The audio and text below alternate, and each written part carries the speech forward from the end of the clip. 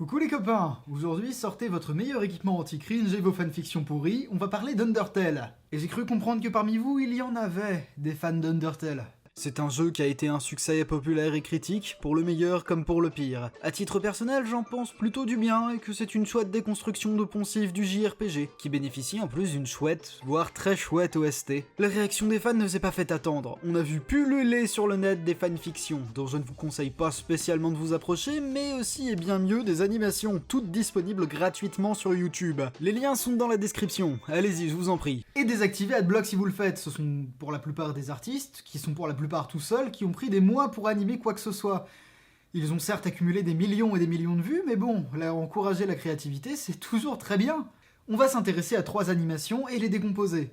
Vous pourrez animer des trucs vous-même après. La première est sans doute la plus connue de YouTube, c'est Stronger Than You, chanson réécrite depuis la base d'une autre chanson au même titre, mais issue de Steven Universe, et qui représente un sacré spoil. Alors vous ne verrez rien. D'ailleurs, c'est aussi un spoil sur Undertale quand on y pense, mais on ne fait pas d'omelette sans casser des œufs.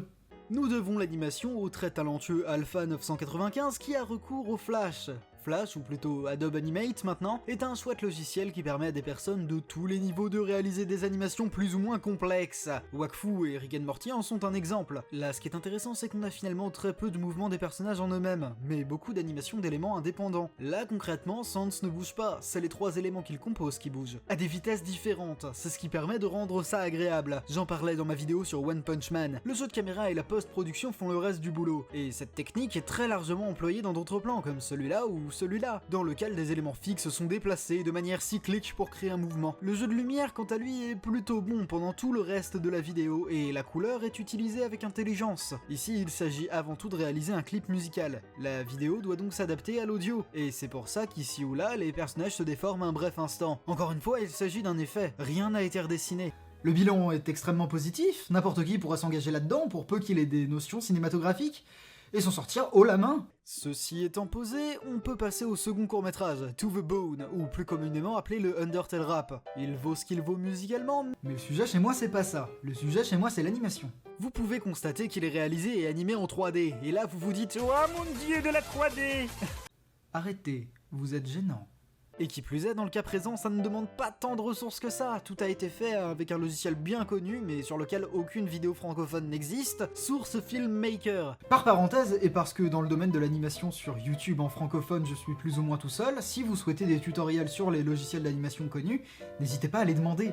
Source Filmmaker donc, ou SFM, est un logiciel gratuit. Vraiment, gratuit! Vous pourrez le télécharger depuis Steam pour vous faire la main après la fin de cette vidéo. Il vous permet vous-même de réaliser des animations en 3D pourvu que vous soyez accroché et que, encore une fois, vous ayez des notions de cinéma. Rien d'insurmontable, cela dit. Sans arriver jusqu'au niveau des plans que vous voyez là, vous pouvez tout de même arriver à un résultat très convaincant. Le court-métrage en question a été réalisé par SFM Tales, donc vous trouverez le lien dans la description. Il est extrêmement intéressant à plusieurs égards, surtout au niveau des mouvements infimes des personnages sur lesquels l'animateur a pu se concentrer, étant donné que tout le reste du dessin était généré par un ordinateur. Quelques petites remarques quand même, c'est dommage d'intégrer des plans d'un jeu en 2D dans un clip en 3D. Et aussi, pourquoi Sans cligne des yeux? Je crois que c'est assez personnel comme interprétation, mais c'est un squelette, non? Les squelettes ne clignent pas des yeux, et même dans le jeu, ils ne clignent pas des yeux. Mais il semblerait que le squelette qui cligne des yeux, ce soit ce que la fanbase préfère. Alors soit, le squelette clignera des yeux, comme dans ce 3e et dernier court-métrage, Echo. Lui aussi extrêmement populaire, qui nous narre un combat plutôt sympa entre Sans et Gaster sur un fond de musique que je n'aime pas.